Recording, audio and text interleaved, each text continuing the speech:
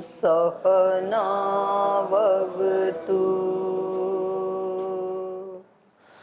सहनौ भुनक्तु सह वीर्यं करवावहै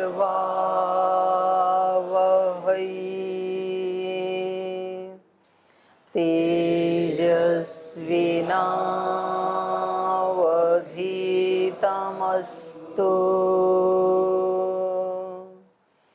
मा विद्विषावहै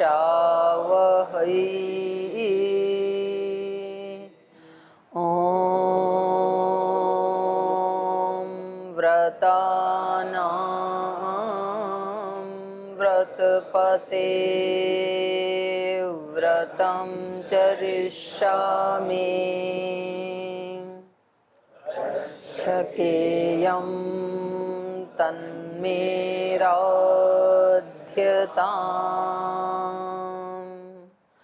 इदमहमनृतात् सत्यमुपैमि ॐ शान्ति शान्ति शान्तिः।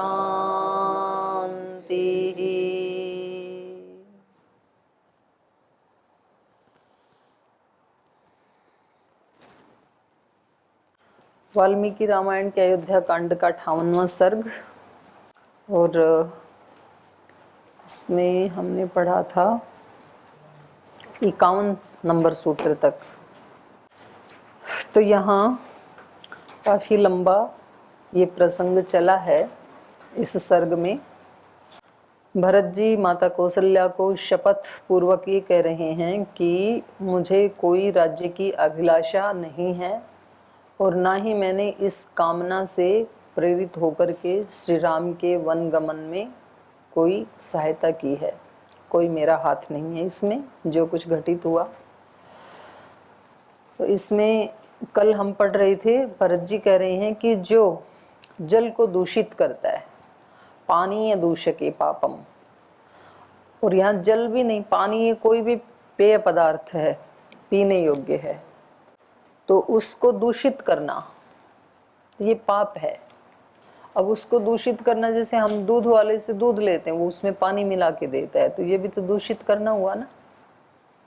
या फिर कोई बुरी भावना से हमारे को कोई पीने की चीज़ देता है, किसी के घर में गए, चाय बनाई या दूध दिया, तो उनकी इच्छा थी नहीं, तो आके पूछा, क्योंकि आजकल सब नौकरी पेशे वाले लोग हैं। अब जो घर की मालकिन है या मालिक है, वो भी अभी अभी ड्यूटी से लौटे थे और अभी अभी अतिथि आ गई, उनके फ्रेंड ही हैं यद्यपि, तो पूछते हैं कुछ लेंगे ठंडा गरम, तो बोले ठीक है दोनों ही आने दो। कई कई तो अतिथि भी बड़े निराले होते हैं ना, तो बोले पहले ठंडा दे दो, बाद में ये पचेगा तब तक गर्म बन जाएगा, जब तक ठंडा पचा लेते हैं। अब वो कहते, पहले तो उन्होंने कहा कि नहीं नहीं हम तो जा रहे हैं, बस टाइम कम है, वैसे ही आपसे मिलने आए। बोले नहीं कुछ तो लेके जाओ, ऐसे थोड़ी होता है, इतने दिन में आए हो, आपके मिलने से बहुत अच्छा लगा। तो फिर अब उसको लगता है कि भाई इतनी प्रशंसा हो रही है तो अब जाना भी उचित नहीं है। तो बोले ठीक है। तो अंदर जाके रसोई में बोले हमने तो कहा था शालीनता में, शिष्टाचार में, और ये तो धमकी गई यहाँ पे। तो अब वो चाय बना रही है या कॉफ़ी बना रही है या शरबत बना रही है जो बहन, उसमें उसका गुस्सा भी मिला हुआ है। तो ये जो व्यक्ति पिएगा तो वो निहाल नहीं होगा, बोले सो निहाल। तो ये भी दूषित करना ही है, हम भावों से भी दूषित करके देते हैं, और कई बार हम अपने ही प्रियजनों को दूषित करके देते हैं। हम जो भी आहार या सब्जी आदि या जो भी पेय पदार्थ जो बनाते हैं, और उतनी श्रद्धा भक्ति से नहीं बनाते हैं, एक प्रसाद की भावना से, तो सेवा करते हुए भी हम क्या करते हैं, प्रदूषण ही कर रहे हैं। तो ये पाप है, बुरी भावनाओं का मिलावट करके देना, तो भी वो दूषित ही हो जाएगा। तो उस व्यक्ति को जो पाप लगता है, पानी है दूषके पापम तथैव विषय सॉरी विषदायकी, विष देने वाला कुछ ऐसा तीव्र पदार्थ उसमें डाल दिया कि पीते ही वो व्यक्ति या तो मर जाएगा या तो बीमार हो जाएगा। तो ऐसे ऐसे काम भी करते हैं लोग, पहले भी करते थे, आज भी करते हैं। तो भरत जी कह रहे हैं कि वो दोनों पाप अलग अलग हैं और उनका फल बहुत दुखदाई है, लेकिन ये कह रहे हैं कि उन दोनों का इकट्ठा फल उस व्यक्ति को मिले जिसने श्री राम को वन में भेजने की साजिश की। तो ये हमने पढ़ा था। तो पीछे के पार्ट से कुछ पूछना है किसी को, किसी का कोई प्रश्न? ओम दीदी जी प्रणाम। अभी कोई चिकित्सा के लिए धूम चिकित्सा ले रहा है, उसने अपने रूम में गूगल जलाया या कुछ जलाया, तो वो लगभग उसके रूम को तो लाभान्वित कर ही रहा है रोगी को, और साथ में आसपास का पूरा वातावरण शुद्ध कर रहा है। लेकिन यदि कोई व्यक्ति है उस अगर आसपास किसी को आँखों में थोड़ा सा धुआं लगता है और वो कहता है कि मुझे धुएं नहीं बर्दाश्त होता है, हटाओ आप इसको, तो जो रूम वाला है वो समझा देता है, वो समझ भी जाता है, सामने तो नहीं बोलता, लेकिन बाद में उसको लगता है कि नहीं ये रोज़ करते हैं सुबह शाम और मेरे को परेशानी होती है। और वो जानता है कि मेरी ऐसी कोई उद्देश्य नहीं है किसी को परेशान करने का, और ये भी पता है कि मुझे भी लाभ हो रहा है, दूसरे को भी हो रहा है, लेकिन उसके अंदर से थोड़ा सा उसको धुआं लगता है तो वो विचलित हो जाता है। तो जो भावनाएं निकल रही हैं तो वो औषधीय गुणों को प्रभावित करेंगी? ना, बिल्कुल नहीं करेंगी। आपके लिए है ना औषधीय गुण, उसकी तो आंख दुख रही है तो उसके लिए तो परेशानी है बेचारे के लिए। तो आपको अपने कमरे में धुआं नहीं लेना चाहिए, फिर यज्ञशाला में जाके लेना चाहिए, क्योंकि आपका उपकार उससे झेला तो नहीं जा रहा। आप कह रहे हो कि इसमें मेरा भी उपकार है और दूसरे का उपकार है कहाँ? यदि उसकी आंखों में चुभ रहा है, उसकी आंखें दुख रही हैं, तो उसके लिए वो सुखदाई नहीं है, दुखदाई ही है, और दुख देना तो अच्छी बात नहीं है, तो नहीं देना चाहिए फिर। ठीक है जी। ओ माता जी प्रणाम। माता जी, जब ऐसे प्रश्न आते हैं सबके सामने, कक्ष में, घर में, समाज में, परिवार में, देश दुनिया में, कि मतलब जिस चीज़ को आप चाहते नहीं हो लेकिन उसको सहन करना पड़े, तो सहन शक्ति की कोई सीमा है या नहीं कि कब तक सहन करें? ना, कोई सीमा नहीं है। सहोसी सहो मई देही, भगवान की सीमाएं कितनी हैं? अनंत, अनलिमिटेड। और सहनशील परमात्मा का गुण है, तो जितना परमात्मा है वहां तक सहन करते जाओ। जितना आकाश है, जितनी आकाश की सीमाएं हैं उतनी ही सहनशीलता की सीमाएं हैं। जब अच्छी चीज है तो उसको सीमा में क्यों बांधें? सहन करना अच्छी चीज है कि बुरी चीज है? अच्छी चीज़ है। अच्छी है, तब तो हम प्रार्थना करते हैं सहोसी सहो मई देही। सहन करना अच्छी चीज क्यों है? उससे क्या लाभ होगा आपको बताइए जरा। दूसरा तंग कर रहा है, आप सहते जा रहे हैं, तो आपके लिए लाभदायी क्यों है सहन करना? क्यों सहन करें हम? क्यों ना हम उसको ही दंड दे दें, तो आगे तंग करना ही खत्म करें।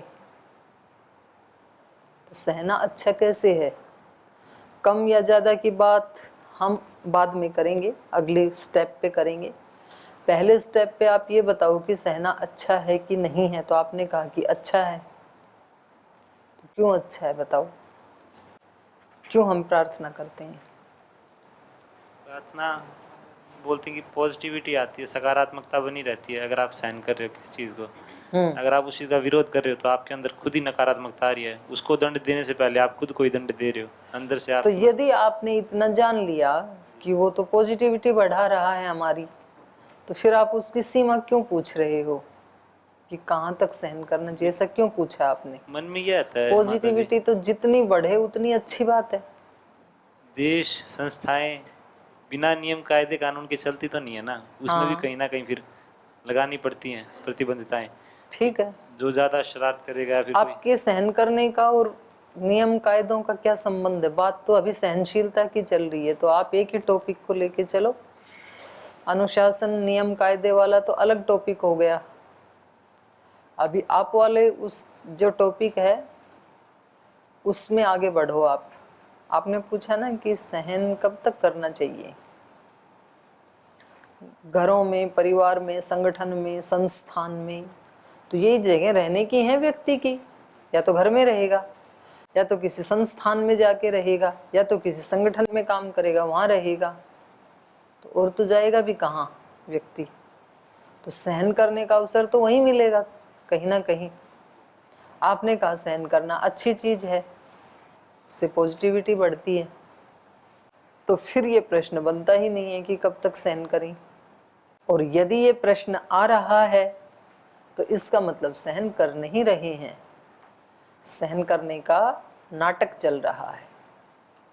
अंदर से सह नहीं रहे हैं हम, अंदर से तो विचलित ही हो रहे हैं। और वो विचलन है वो 1 दिन 2 दिन 5 दिन, उसके बाद फिर व्यक्ति कहता है कि कब तक ऐसा चलेगा, इसको दंड दे ही देना चाहिए, क्योंकि मेरे को 8 दिन हो गए सहते सहते। तो 8 दिन आपने सहा नहीं, वो तो ऐसे ही है कि जैसे प्रेशर कुकर में वो भाप इकट्ठी होती रहती है, होती रहती है, होती रहती है, और फिर एक सीमा आती है कि वो विशल बज ही जाती है फिर। और विशल ना बजे यदि तो ढक्कन फट जाएगा, फिर कुकर ही फट जाएगा। तो ये व्यक्ति यदि 10 दिन के बाद झगड़ा यदि नहीं करेगा उसके साथ, तो ये व्यक्ति ही कहीं ना कहीं फट जाएगा, इसको ब्रेन हेमरेज हो जाएगा फिर, या कोई और बीमारी हो जाएगी। तो इसका मतलब आप सह नहीं रहे थे। सहन का मतलब है कि आपको अंदर से थोड़ा भी विचलन ना हो। सहन तो माँ करती है, उसका बच्चा कभी मलमूत्र कर देता है बिस्तर में, कभी गिर जाता है, कभी और कुछ कीचड़ से गंदा सन के आता है, और वो उसको साफ करके फिर सुला लेती है। तो वो कभी काउंटिंग नहीं करती है कि इस बच्चे को मलमूत्र साफ करते करते कितने दिन हो गए, कब तक, ऐसी काउंटिंग नहीं करती वो। अगर हिसाब किताब माँ से आप मांगने लगो कि आपने कितने कष्ट सहे, तो वो बता भी नहीं पाएगी, क्योंकि उसने गिनती की ही नहीं।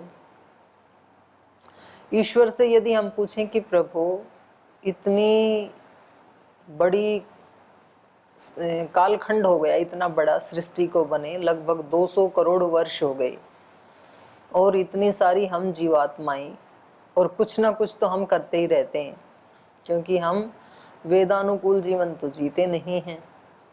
तो कहो आपको कितने डिप्रेशन हो गई होगी आज तक हम सब बच्चों की लेकर के।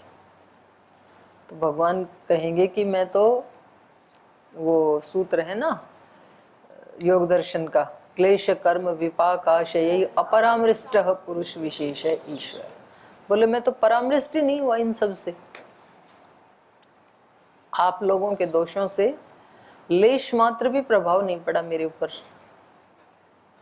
इसको कहेंगे सहनशीलता। और इसीलिए हम उससे मांगते हैं सहोसी सहो मई धेही। तो सहनशीलता तो वो इसलिए अच्छी है, जो आपने कहा वो उसका एक अंश ठीक है। सहनशीलता इसलिए अच्छी है क्योंकि हमारा लक्ष्य है समता को प्राप्त करना, हमारा लक्ष्य है योग को प्राप्त करना, हमारा लक्ष्य है भगवान को प्राप्त करना, हमारा लक्ष्य है अपने स्वरूप का जो पूरा जो स्वरूप है, केवल अन्नमय कोश नहीं, उसमें प्राणमय, मनोमय, विज्ञानमय, आनंदमय, 5 लेयर में हमारा स्वरूप पूरा होता है। तो हमारा लक्ष्य है अपने उस पूरे स्वरूप को जानने का, कि हम हैं क्या, केवल शरीर थोड़े ही है। क्योंकि इतना हमारे को हमारे बड़ों ने बता दिया, ऋषियों ने बता दिया, और कुछ अनुमान प्रमाण से हमें भी प्रतीत होता है कि इतना ही तो अस्तित्व नहीं है। तो फिर जितना है उस सारे को मैं जानूं, अनुभव करूं, ये मेरा लक्ष्य है। और उस लक्ष्य को पूरा करने के लिए समता में स्थित होना ये साधन है। क्योंकि जब तक विचलन होते रहेंगे तब तक आगे नहीं बढ़ेंगे हम, कुछ ना कुछ विचलन होते ही रहेंगे, ये सृष्टि का नियम है। उन सारे विचलन के बीच में हम सम रह सकें, इसका नाम साधना है, भागने का नाम साधना नहीं है। या कहीं आप कोई रिचुअल कर रहे हैं कर्मकांड, उसका नाम भी साधना नहीं है। महर्षि दयानंद ने सप्तम समुल्लास में कहा है ओंकार के जप के ऊपर, तस्य वाचक प्रणवः तज्जपस तदर्थ भावनम। और उपनिषद में भी कहा प्रणवो धनुः शरो ही आत्मा ब्रह्म तल्लक्ष्य लक्ष्यम उच्यते अप्रमत्तेन वेधव्यम शर्वत तन्मयो भवेत्। तो वहां भी प्रणव को धनुष बताया और आत्मा को शर बताया, बाण बताया, और लक्ष्य क्या है? परमात्मा ब्रह्म। तो बोले उस ब्रह्म को जैसे कोई धनुर्धर अपने लक्ष्य को बींध देता है और उसका बाण कैसे जाता है? तन्मय होकर, वो बीच में रुकता नहीं है बाण उसका। तो ऐसे ही ये ओंकार तो धनुष है और इस आत्मा जो है ये उसका वो बाण है। तो आधार ओंकार हो गया और जाना परमात्मा के पास किसको है? आत्मा को। आत्मा को मिलना है, आत्मा शर है। तो बोले उस ब्रह्म को बींध दो, माने वहां जाके मिल जाओ उससे। तो यहाँ हमारे वैदिक धर्म में ओंकार को भगवान का सबसे प्रमुख नाम बताया। ऐसे तो भगवान के हजारों नाम हैं, विष्णु सहस्त्र नाम में भी 1000 नाम तो वही हैं। फिर प्रथम समुल्लास में महर्षि दयानंद ने कहा कि ये 100 नाम तो मैंने उपलक्षण के रूप में बताए हैं कि वो कल्याण करने से शिव है, सब जगह व्याप्त होने से विष्णु है, आदि आदि। और वैसे तो उसकी जितनी शक्तियां उतने उसके नाम, ऐसे बताया वहां पे। तो फिर भी पतंजलि जी ने ये क्यों कहा तस्य वाचकः प्रणवः? और प्रणव का अर्थ ओम कैसे हो गया? प्रश्न है ना ये। सूत्र में तो क्या कहा? तस्य वाचकः प्रणव। वाच्य तो ब्रह्म है और उसका वाचक कौन है? प्रणव है। फिर उस प्रणव को हमने ब्रह्म वो ओम कैसे कह दिया? ओम तो अवरक्षण धातु से बनता है और प्रणव तो नुस्तुतौ से बनता है। प्रकृष्टेन नूयते स्तूयते वो इति प्रणव। प्रकृष्ट रूप से जिसके द्वारा स्तुति की जाती है किसी की, वो शब्द है प्रणव। तो ये ओम के साथ कैसे जुड़ गया?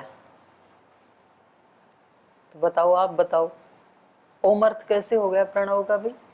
ओम शब्द तो अवरक्षण गति कांति प्रीति इस धातु से बनता है, तो प्रणव का अर्थ ओम कैसे हुआ?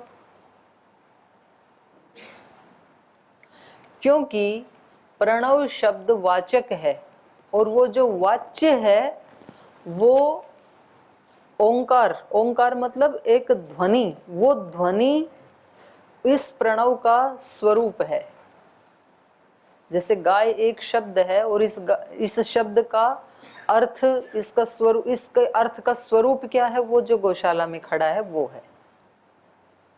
तो प्रणव का जो अर्थ है वो ओंकार का स्वरूप, ओम शब्द नहीं, वो स्वरूप, और वो है ध्वनि, जिसको साइंस ने कहा तरंग।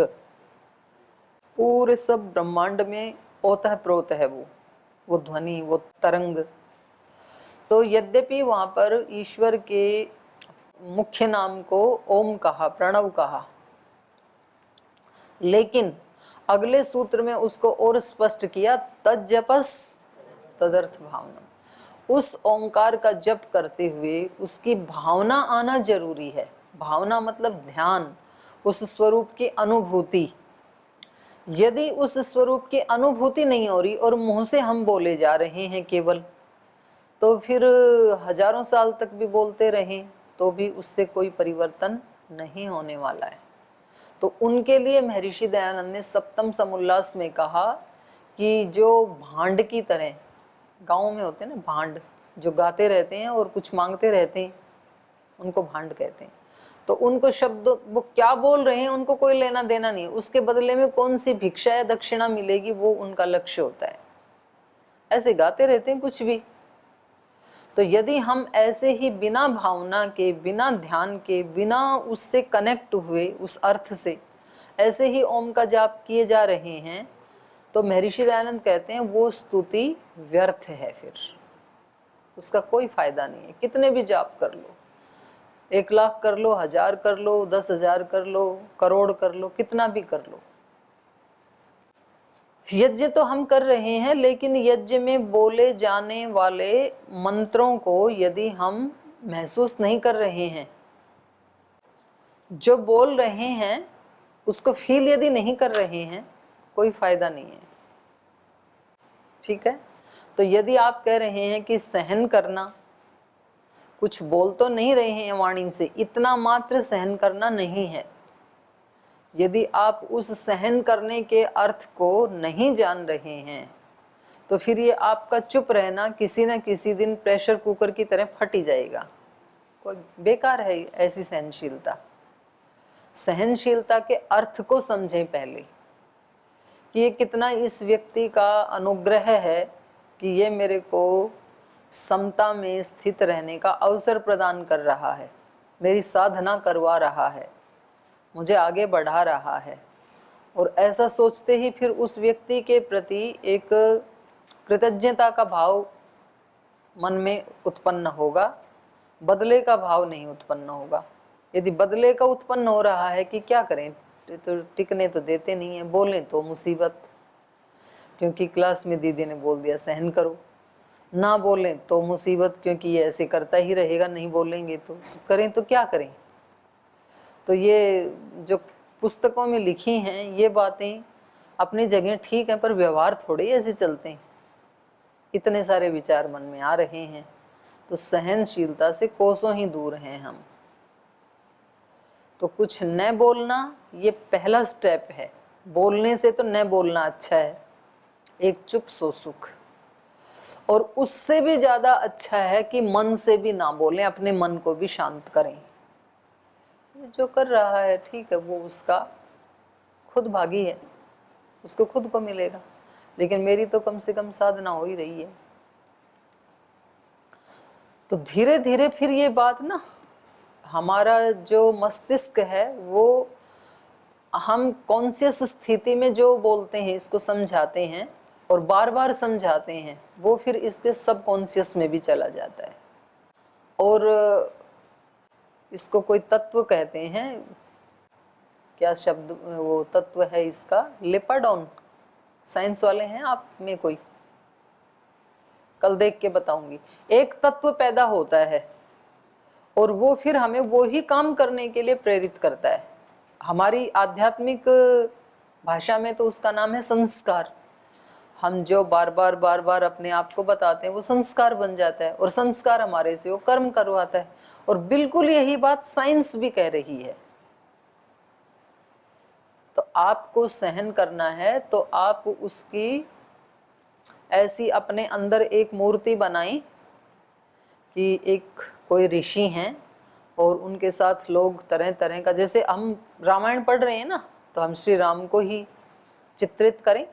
श्री राम हैं, उनको पहले राज्य अभिषेक होना था, बाद में उनके पिता ने कहा राज्य नहीं मिलेगा, वन में जाना है, माता कैकेयी ने कहा, और वो बड़ी शांत हृदयता के साथ उसको स्वीकार करके राजसी वस्त्र उतार देते हैं और वल्कल वस्त्र धारण करके वन में चल पड़ते हैं, और कोई उनके चेहरे पे भी मलिनता नहीं है।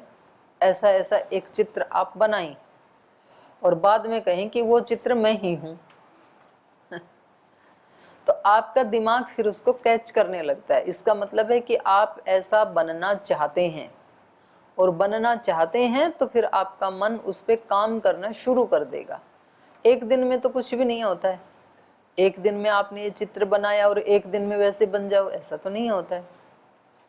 एक दिन में हमने इस हॉल का चित्र बनाया कि हमारे पास एक ऐसा हॉल होना चाहिए जिसमें हम सब बैठ करके पढ़ सकें, तो एक दिन में तो नहीं बनता है, पर बनना शुरू हो जाता है। जब हमारे मन में ये विचार होता है तो फिर ईंट आएंगी, फिर बजरी आएगी, रोड़ी आएगी, मिस्त्री को बुलाया जाएगा, टाइम तो लगेगा उसका, लेकिन बन जाएगा।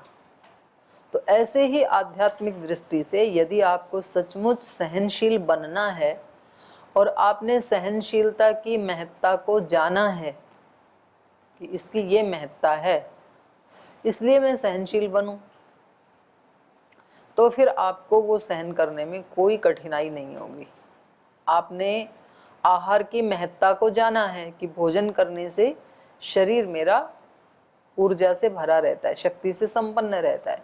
इसलिए कभी कोई व्यक्ति ये नहीं पूछता है कि जी ये रोटियां कब तक खानी पड़ेंगी।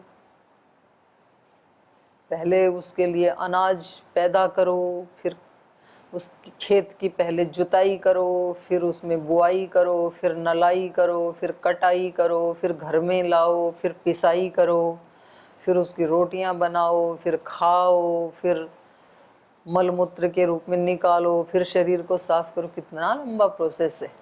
यदि खाना ही ना पड़े तो सारे झंझट खत्म। लेकिन कोई नहीं पूछता कि कब तक खानी पड़ेंगी, क्योंकि सबकी समझ में आया हुआ है कि शरीर जब तक है कुछ तो खाना ही पड़ेगा। तो ऐसे ही जब ये समझ में आ जाए कि सहन करने की कोई सीमा नहीं है, जब तक जिंदा हैं कुछ ना कुछ हमारे सामने सृष्टि में ऐसा होता ही रहेगा जिसमें कुछ अच्छा लगेगा, कुछ अच्छा नहीं लगेगा। तो तब तक मुझे सहन करना है जब तक इस सृष्टि में हूं।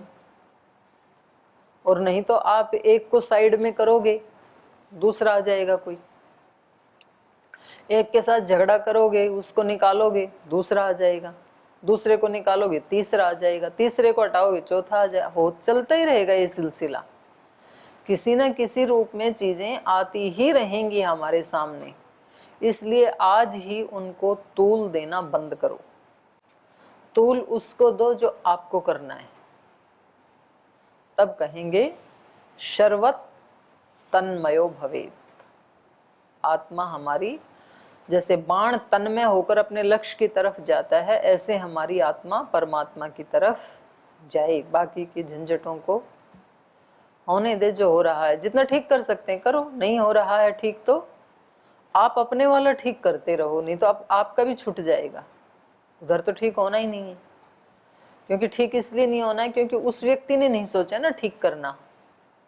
ठीक तब हो जब आप भी चाहो और वो भी सोचे, तब तो हो सकता है। तो उसकी वेट करो जब तक वो नहीं ठीक करना चाह रहा है। जिस दिन वो ठीक करना चाहेगा तब वो ठीक कर लेगा अपना। ठीक है, चलूं आगे। और कुछ पूछना है किसी को? ओ माता जी प्रणाम जी। ओम का स्वरूप को भाव में कैसे उतारे? हम्म, ओम का स्वरूप का भाव में कैसे उतारे, क्योंकि हमने देखा नहीं ना। तो देख सकते नहीं हो क्योंकि देखने की चीज ही नहीं है। स्वरूप हवा के स्वरूप को कैसे भाव में उतारोगे? हवा को देखा है कभी? महसूस कर सकते हैं। ऐसे उसको भी महसूस कर सकते हैं। विधि क्या है महसूस करने के लिए? विधि तो सारी बताई है शास्त्रों में। यम, नियम, आसन, प्राणायाम, प्रत्याहार, धारणा, ध्यान, समाधि, वही विधि है। तो इसका समाधान शब्दों से नहीं हो सकता है। जो शब्दों में कहा है वैसा करोगे तो अनुभूति हो जाएगी। पर पहले अपने अंदर ये पूछ लो अपने मन से कि अंदर कोई तत्व अनुभूति करना भी चाहता है कि नहीं। श्री अरविंद ने कहा है, ये शब्द उनके हैं। बोले आप पहले अपने आप से ये पूछो कि आप उस भगवत्ता को चाहते भी हैं कि नहीं। कहीं आप अपने मन की एक्सरसाइज करने के लिए ही तो ये चर्चाएं नहीं कर रहे हैं, तब आपको कभी भी नहीं मिलेगा। और यदि सच में कोई तत्व चाहता है अंदर से, तो फिर आपको कोई रोक नहीं पाएगा। तब आप एक दिन जरूर प्राप्त कर ही लोगे। क्योंकि जिसकी जो चाहत है उसको कौन रोक सकता है। जो व्यक्ति भूखा है और उसको खाने की इच्छा है, वो कहीं ना कहीं से कोई ना कोई जुगाड़ कर ही लेगा। एक दिन में नहीं तो दूसरे दिन, दूसरे दिन नहीं तो तीसरे दिन, तीसरे दिन नहीं तो चौथे दिन। चाहे उसको कहीं से चुराना पड़े, चाहे मांगना पड़े, चाहे मेहनत करनी पड़े, कुछ भी करना पड़े, लेकिन वो खाना खाएगा। क्योंकि उसको अंदर से चाहत है कि मैं खाऊं।